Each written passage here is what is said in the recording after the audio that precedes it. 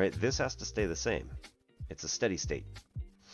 So in order to get 1, if we end up doubling our x value, what do we have to do to y to keep it the same?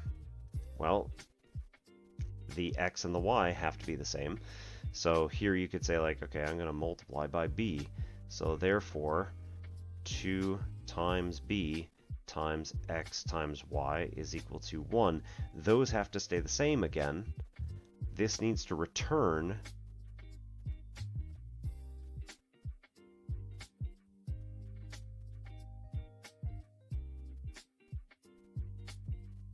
so b must be equal to 1/2.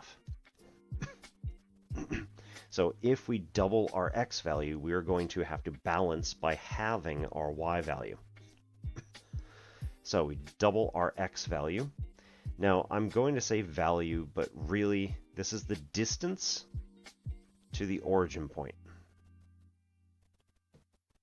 All right, so we're going to alter this in the future. So it's going to become important. So if we alter our origin where we are, then it's going to change things. But the thing that I'm talking about right now, the distance in the x direction, is always going to have the same pattern. So find a home value or an initial value that is on this function that you can choose. Doesn't matter what it is. If I pick a different one, the same pattern will exist. So, like I said, doesn't matter. So I'm going to take this value, a distance of 1 in the horizontal and a distance of 1 in the vertical. I'm going to double my horizontal to 2, which will, at the cost of the other, we have to balance by halving the y distance. So double your x, halve your y. Double your x, so from now 2, we're going to have to double this to 4, halve your y. It's now 1/4. And look where we are. We are at 4, 1/4. Well, no kidding, right? That was because here we said our y values are the reciprocals of the x values. So our x value is 4, our y value is going to be 1/4. It's the reciprocal. All right, now let's go the other way. Let's halve our x value, which will consequently double our y value. Okay, this gets us now to 1/2, 2. Again, they're reciprocals. No kidding. Halve our x value again to 1/4. It's going to double our y value to 4.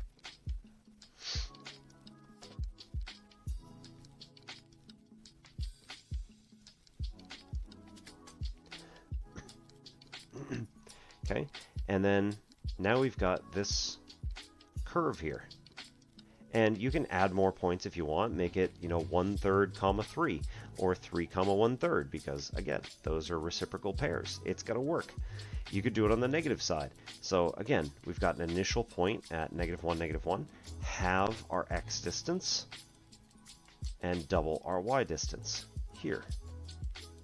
Halve our x distance, double our y distance down to 4. That's going to be off the chart, but it's close enough. Double our x distance, get us out to -2, halve our y distance, get us down to -1/2. You can barely see it, but it's there.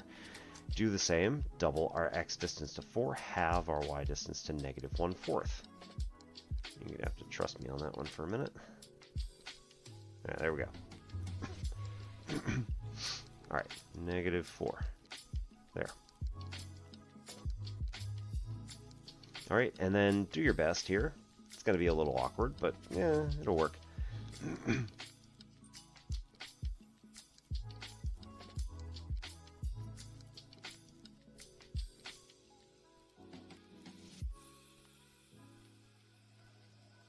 All right, and now what's going to happen? Well, I'm going to keep doing this, so I'm going to keep doubling my x distance and halving my y distance.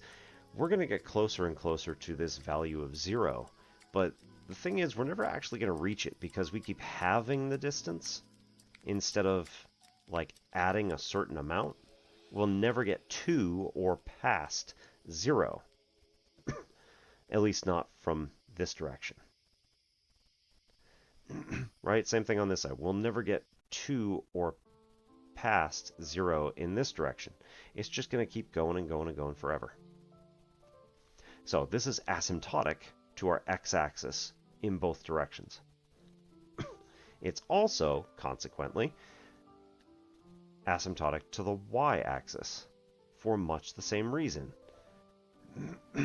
Again, we keep having that x distance, but our y distance keeps doubling, or as our y distance keeps doubling, our x distance keeps halving. And when you just half and half and half and half and half of stuff, there's going to be something that's left over. There's always a distance to cut in half.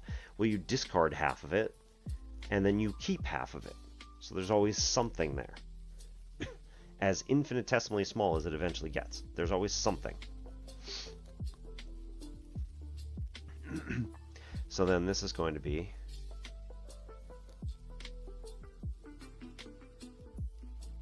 going like this. Oops.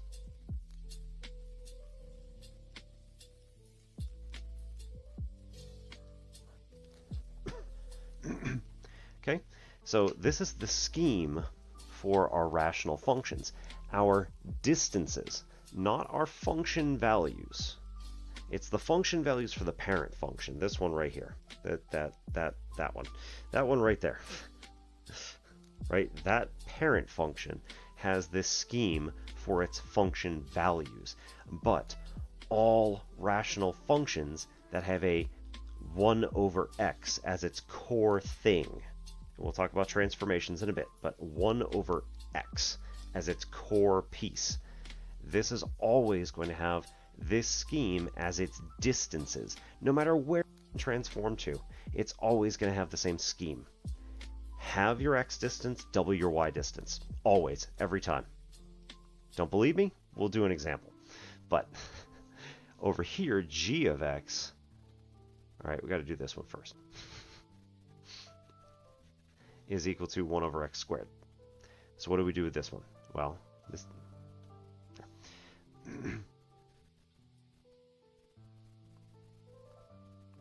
2, 4, 3, 2, 1, 0. 1, 2, 3, and 4.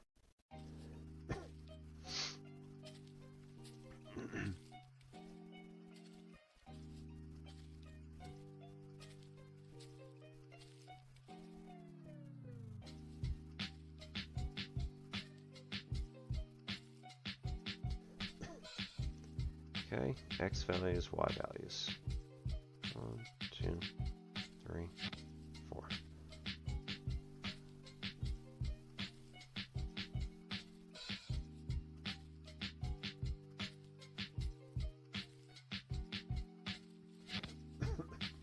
All right, so what are we going to, either way, it's going to mess that up. So what's going to happen here? Well, same deal.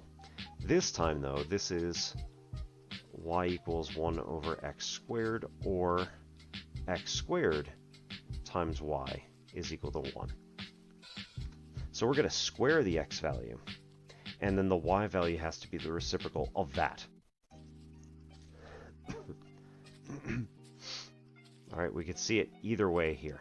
Doesn't matter which one you really focus on. It's the same stuff. So then we end up with, right, 1, 1 is still the easiest thing to plug in.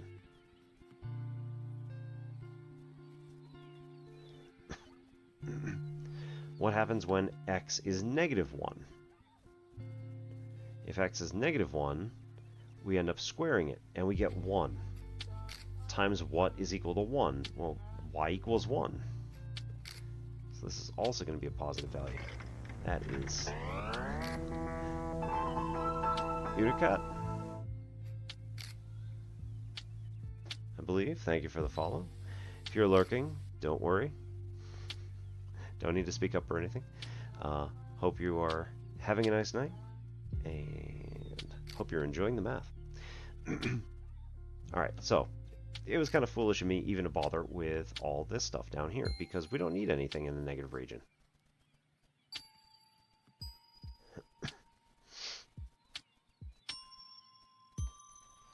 Don't need any of it. Alright, now, this becomes slightly awkward, because it's not going to be just the same as the other one. What we've got to do now is we've got to say, okay, if we double the x value, what happens to the y value? So we double our x value. Again, let's do b times y equals 1. So we've got to do something to the y value, but we don't know what yet. Here, this is going to make a 4x squared times by is equal to 1. And again, 4 times b times x squared times y is equal to 1. And must return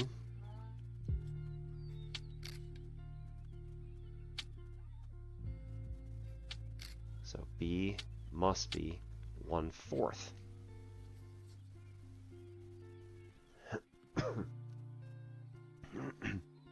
So if we double our x distance, we're going to have to cut our y value by the square of a half. So cut it into a quarter what it was before. So here we have a value of 1. If we double our x distance to our x distance to 2, now our y distance is going to be cut by a 1/4. So now down to a half and down to a 1/4 right here. All right, same on the other side. Our distance here gets doubled to 2, and our y distance gets cut to 1/4 what it was. Then we take this distance, which is 2, and we double it to 4.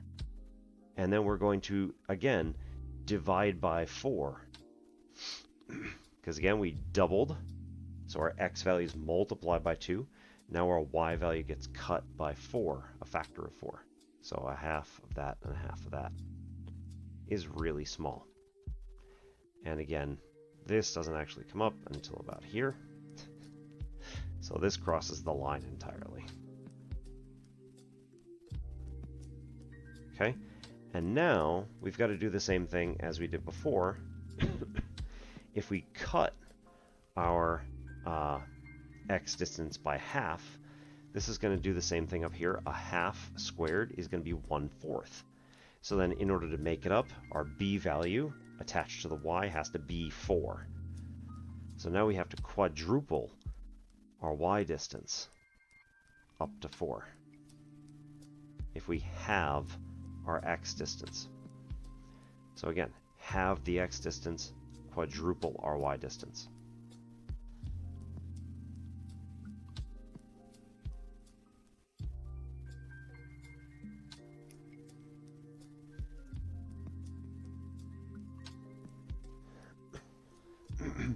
Okay, and on the other side too.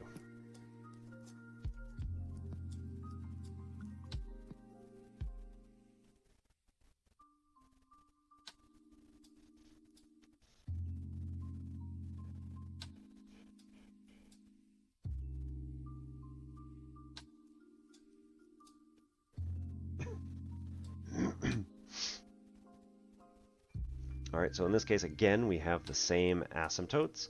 We're going to have x equals 0, where we're never going to get any x value to hit 0, and also y equals 0. Our y values are not going to hit 0. They're going to keep getting cut in 1/4 every time you move, or every time you double your x distances. But cutting by a factor of 4 over and over and over again still leaves something behind. So it's always going to be a little tiny minuscule piece that's left over every time.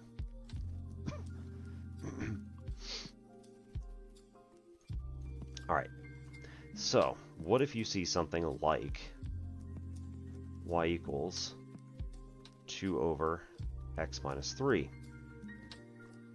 Alright, what is this going to do? What are you going to do with it? How do we analyze this particular function? Well, we want to know, when is it that you end up with a product of two numbers that is equal to 2. Right? So this is going to give you a hint in terms of what you want to do with like finding an initial value. doesn't really matter how you do it. However, I would say, look at this right here.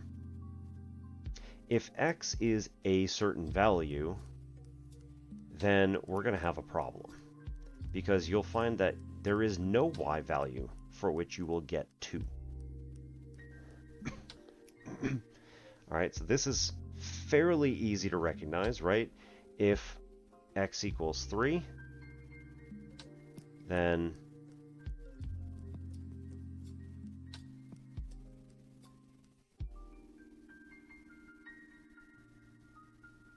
y will have no value for a product of 2. So therefore, x cannot be 3, ever. Just like up above. Now, I didn't actually mention it here, but I probably should have. If we look at that in terms of this multiplication here, x times y equals 1. There are values for both x and y where we can't have them.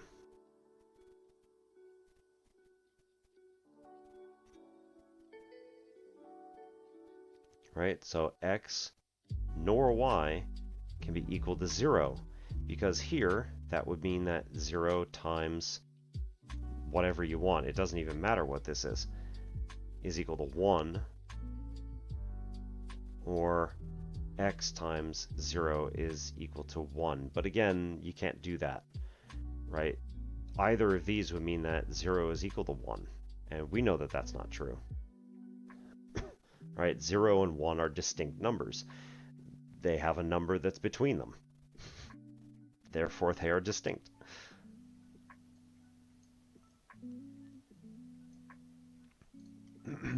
So for this one, we know that x cannot be 3.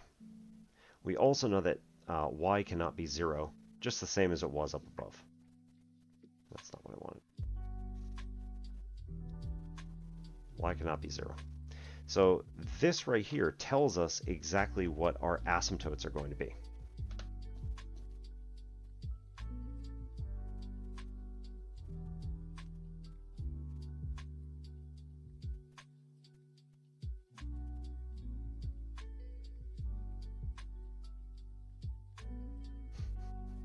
This is going to get ridiculous. So 3, 4, cool. All right, so this is going to be our x, this is going to be our y. Okay, x equals 3 is going to be our asymptote.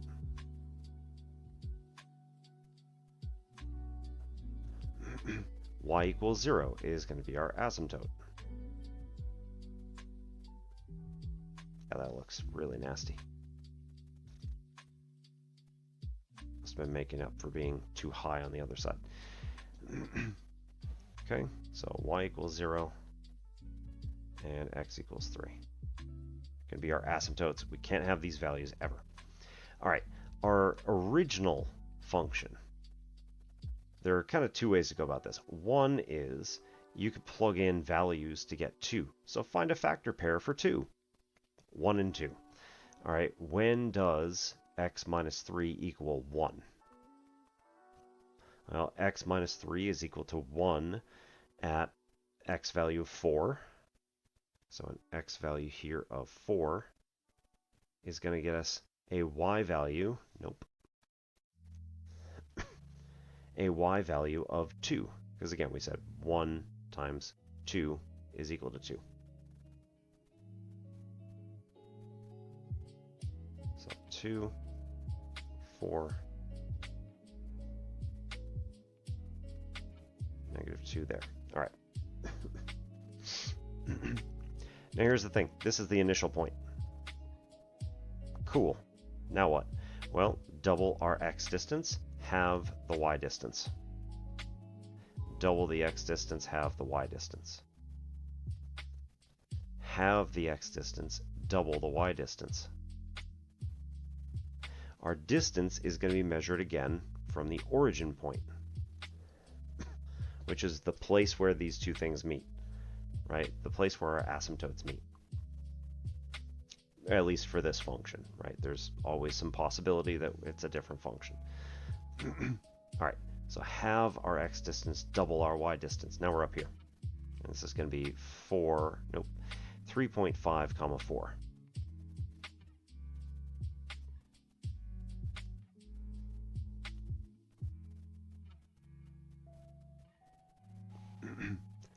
Okay, this is going to be 4 comma 2. This is going to be 5 comma 1. This is going to be 7 comma 1/2. Okay, on the other side as well, we've got the same thing going on. Our initial value is going to be 1 over and 2 down. This is going to be 2 negative 2. And then again, have the x distance double your y distance. It's going to be 2.5 by negative 4. And then over here, double the x distance, have the y distance. Double the x distance, have the y distance. So it's going to be negative 1 by negative 1/2. 1 negative 1.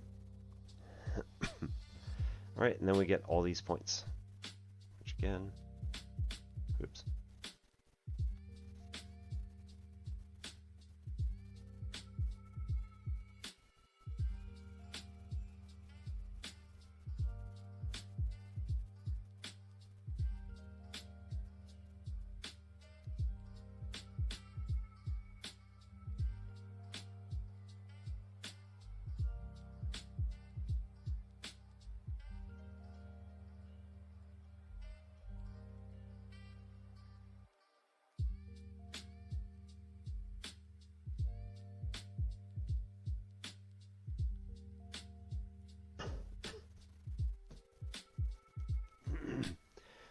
Okay, so there's a few different ways to look at this. One is, kind of my favorite here, is that you've got this term here, x minus 3.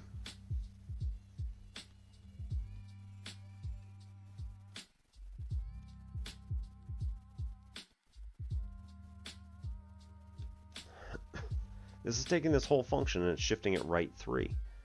So how do I know it's shifting it right 3? Well, it's doing the same with y equals x versus y equals x minus 3. This is shifting it right 3 places.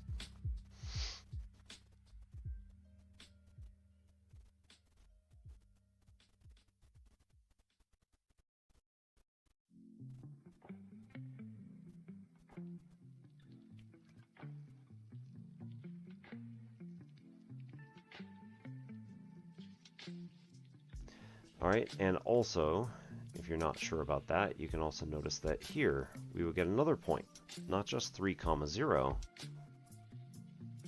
but also 0 comma 3, negative 3, 0 comma negative 3. So this is saying that from 0, 0, our origin point, by putting minus 3 on the end of it after x, we could have either caused this to move down 3, or caused it to move right 3. Whichever one's most convenient. Now, on a bigger function, where our internal and outternal parts here, I can't even finish that, where the internal and external pieces of the function are.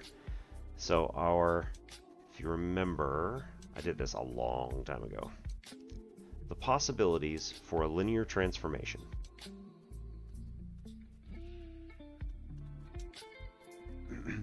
are y equals a times function of b times, parentheses, x minus c plus d.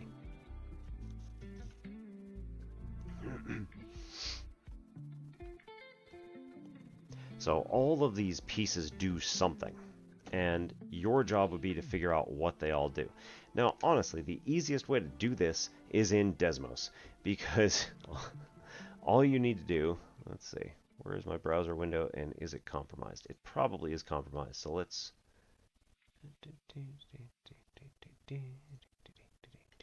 Let's change this to something innocuous on all of them. I mean, that's innocuous enough, but let's just add it anyway.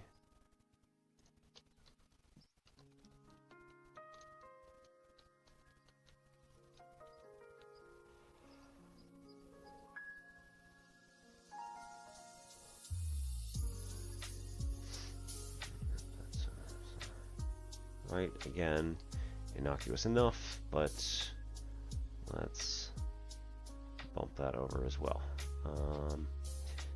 Sure, why not?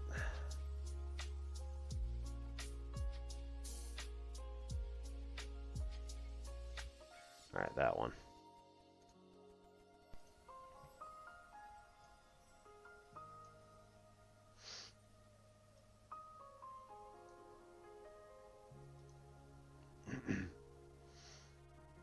All right.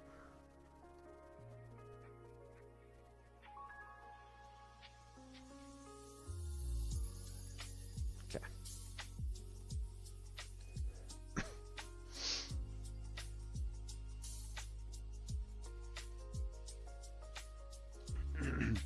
Okay, so the way to work this out, easiest thing to do, y equals a times f of b times, parentheses, x minus c, and, oops, lucky, there we go, alright, parentheses, parentheses, cool, plus d, okay, that's interesting. A, okay, there we go, B, C, and D in the complete wrong order. So, all right, just drag.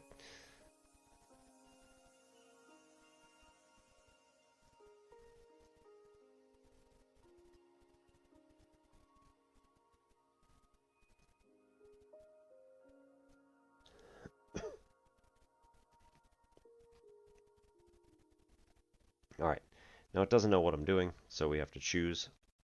Nope, f of x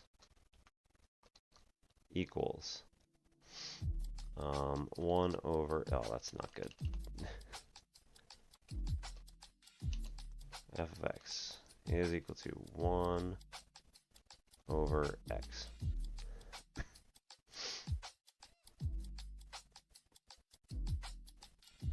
All right.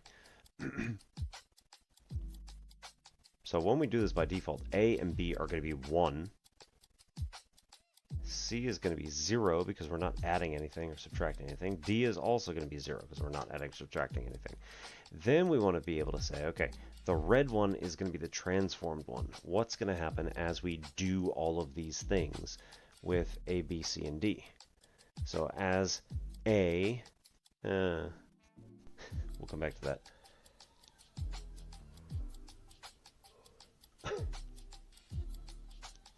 Actually, you know what? Let's do plus C here. Right, as C increases, we notice that here, the function itself is actually decreasing in the x direction. So it's going that way. And as we decrease, it's going to increase in the positive direction. So here, it's actually more convenient to use a negative C, or x minus C, so that when we go to the right, when we increase our C value, we're increasing the value of the move to the right-hand side. So C is positive, but what's visible here is x minus C. So now that bit is going to appear more negative. All right.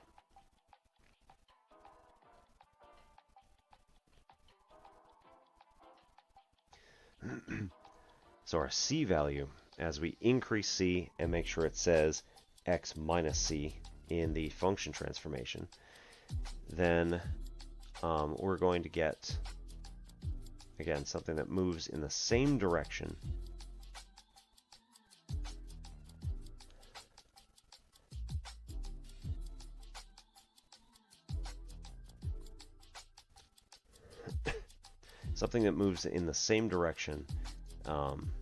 as we're kind of used to. So as we increase the value for C, it moves to the right. As we decrease the value to C into the negative direction, it moves it to the left. And of course, that's opposite what we would visually see if it were just written out. So, you know, x minus 1 is going to be, well, C is 1. Okay. So let's move that just over so we can understand why that's there. And D, adding to the outside of a function, is going to then increase the function value. So it's going to increase the value, it's going to move it up. And then likewise, decreasing the value because we're subtracting from the original function value.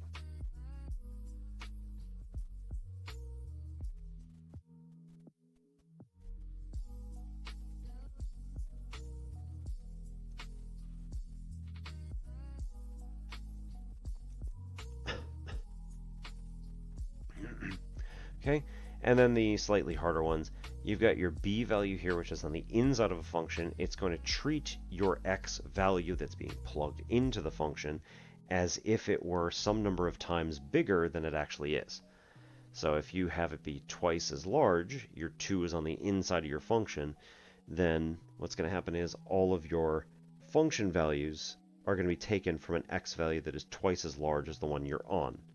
So, for example, a value of b equals 2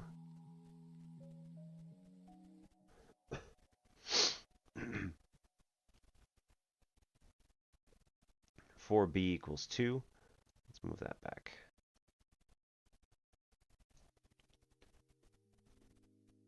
Right, compare b equals 1 with b equals 2. That's bigger. So can keep increasing, that's fine. Up to 10 in this one. So here, this is causing us to have values for our function. It kind of looks like it's moving to the middle, but that's actually not what it's doing. If you're just changing b, then what you're doing is you're changing the horizontal distance that we're traveling here. So b equals 2, we should be able to see a few values on here, which are going to be important, right? 1, 5.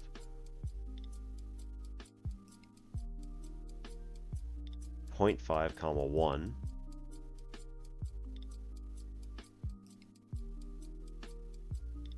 Right, 2, comma 1/4. 1/4, comma 2.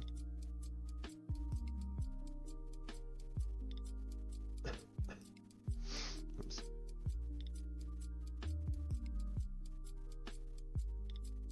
Boo. Anyway, you can see it's pretty close to 2.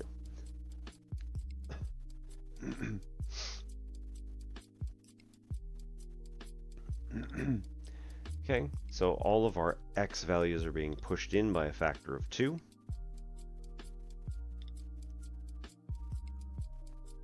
And then here with our a value, it's multiplied on the outside, so you take your function value as it's coming out of the function and you multiply it by whatever that value is. Right now it's 1. As we multiply by 2 and 3 and 4, that's going to, A, it's going to cause it to look like it's moving out again. But B, it's also multiplying your y values directly. So if you look at this, you could say if we had an a value of 4 and a b value of 2, then this is going through the point here, -2, -1. Reason being that it's taking its b value of 2 and saying we're going to treat this as if it's a number that's twice as large, so it's going to take its q from -4. -4 in the original function ends up getting us -1/4, and then we've got this a value here, which is going to multiply by 4, so we're going to get a -1, but that's on an x value of -2.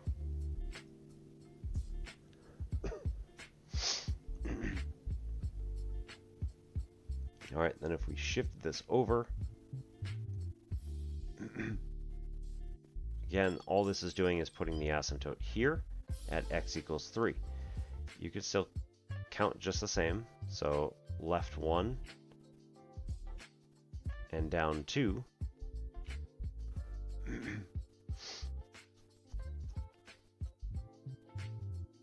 Is the same stuff that we have over here. So here, left 1, yeah. So here, left 1, down 1 gets us to the original point, and then again we're multiplying our function values and the internal part by 4 and 2 respectively, and that's going to change again. It's going to change its horizontal compression value and its vertical stretch value.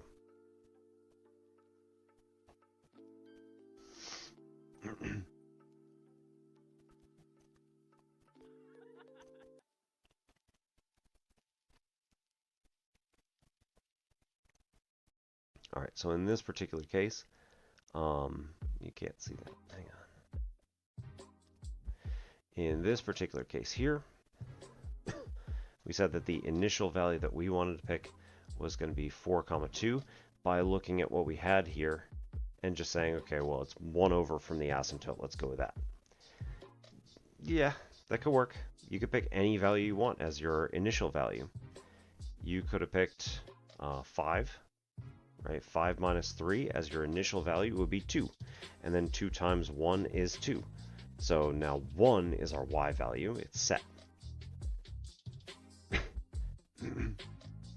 Our x value would then be 5 minus 3 is 2. So 2, 1. Distance of 2 earned from a location of 5. So x equals 5. Because we're taking from x equals 3, we're adding 2. 1, 2.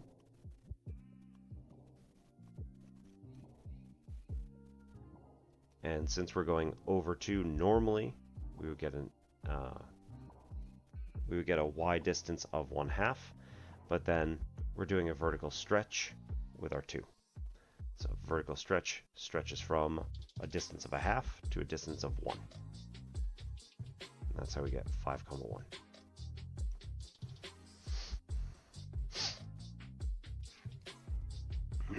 All right, now we could do something crazy. Mix all of them together.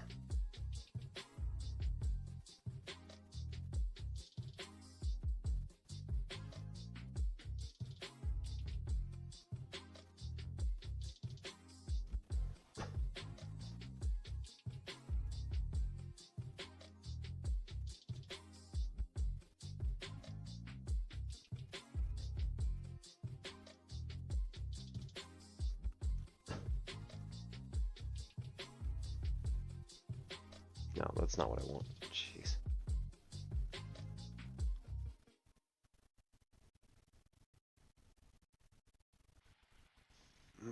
All right. So if we did this as y equals 3 divided by 2x minus 4 plus 7. No, that's a bad idea. Plus 1.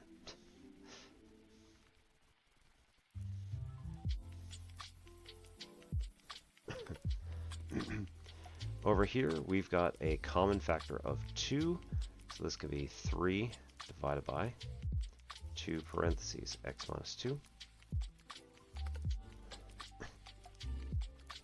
Add 1.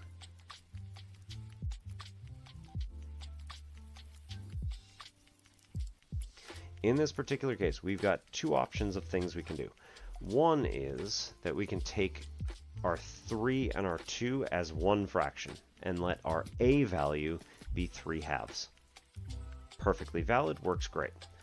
If you don't like fractions like most of my students, or if you just want it to be slightly easier, we could say that in this particular case, our vertical stretch factor is 3 and our horizontal compression factor is 2. Both of these things acting together might be a little strange, but it's all right. So we could take this and say, okay, x minus 2 means that we're going to shift our origin point right 2, and a plus 1 at the end means it gets shifted up 1.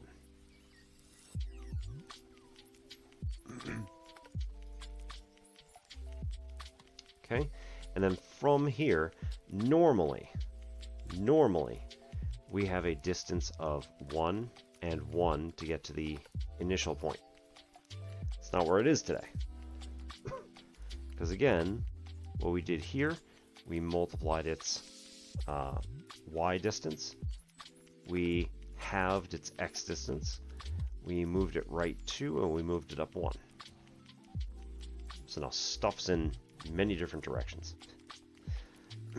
So from where it should be, if it was just a 1 over x minus 2 plus 1, the b value is going to halve our x distance, and the a value up top is going to triple our y distance. So a distance of 1 now becomes 1, 2, 3.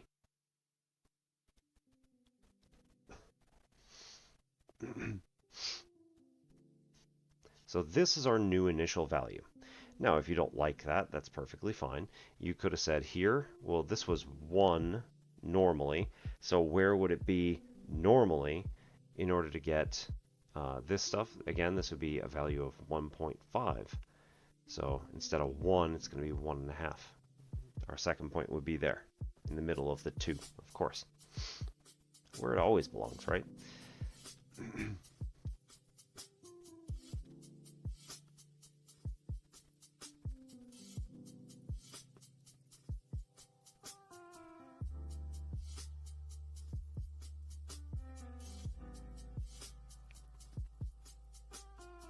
And I won't have to move that, I don't think. Now we got to get rid of the points, though.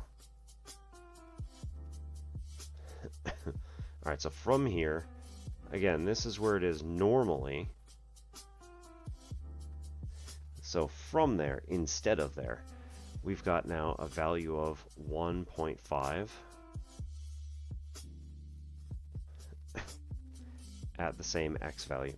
Or leave it at, or cut the x value in half and then triple the y value. 1, 2, 3.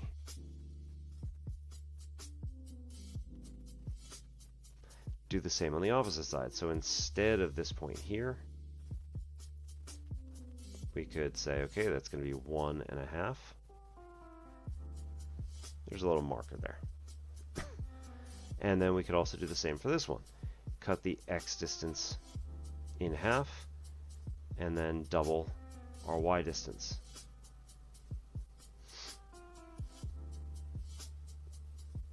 Or use the a value here. So 3.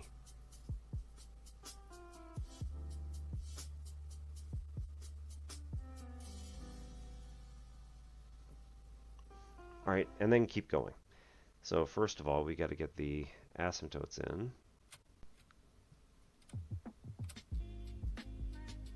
All right, so x equals 2, and here y equals 1.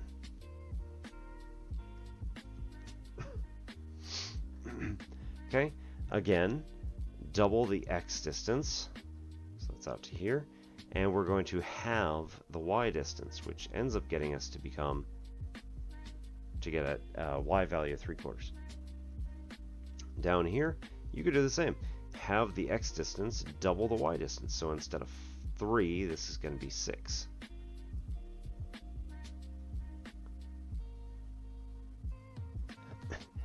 Again, here, this is 2.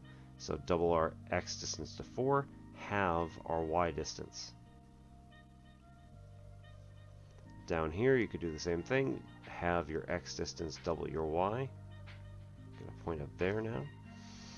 And then over here, take this point, double the x distance, halve the y distance. Okay, double our x distance to 4, halve our y distance.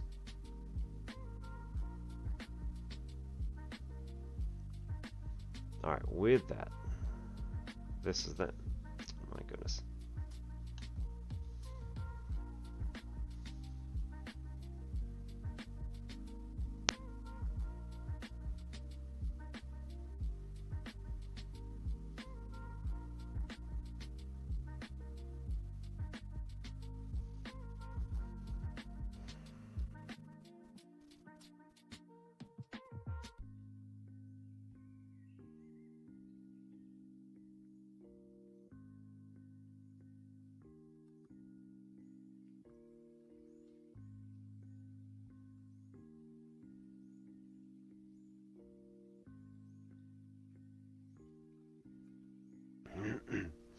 All right.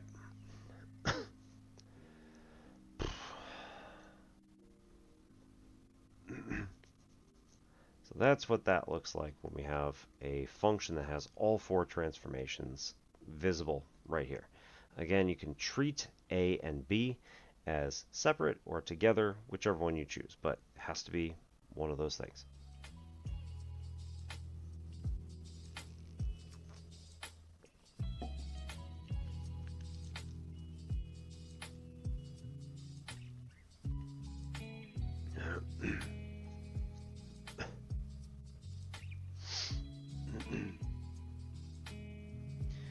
All right. I think I'm going to call it because I'm losing it pretty bad.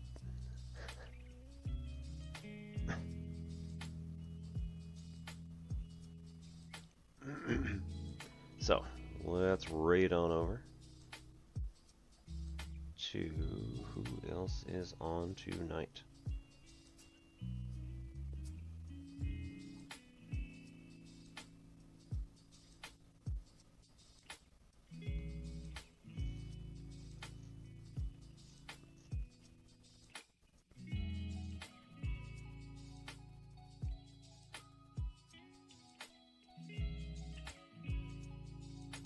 Alright, so let's raid on over to Dev the Devastator. He's a friend of the stream and nice guy. I will say that this is technically probably going to be considered a mature stream, so those of you who aren't 18 over, you probably want to leave the raid. Sorry. Normally when I was streaming on Wednesday nights, we have Jason Charles Miller, who is also an excellent musician and generally speaking doesn't really swear all that much, you know, just doesn't like to. So we usually raid him and he's nice and clean most of the time. But we're on Tuesdays, so we're not doing it anymore. And I'm on an ad, so I'm not actually, you can't hear me, maybe. Of freaking course.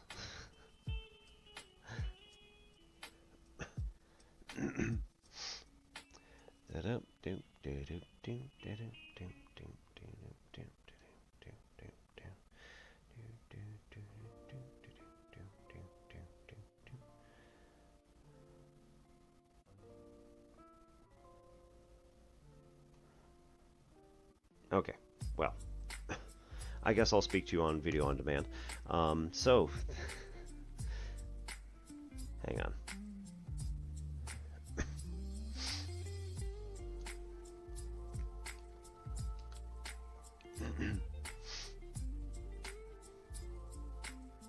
Okay, let's try that again. So, we're going to raid Dev the Devastator. He does have a technically mature stream, so those of you who aren't 18 may need to leave. And anybody who is interested, thank you very much for coming. My name is Obi-Wan Pez. This is N Simplex Pachinko, my home for mathematical things. And I hope that I will see you next Tuesday for math or Fridays for gaming stuff.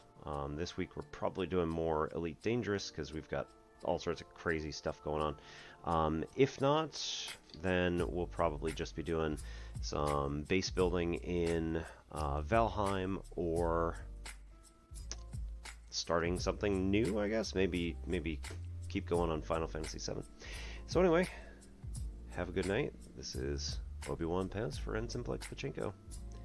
See you hopefully next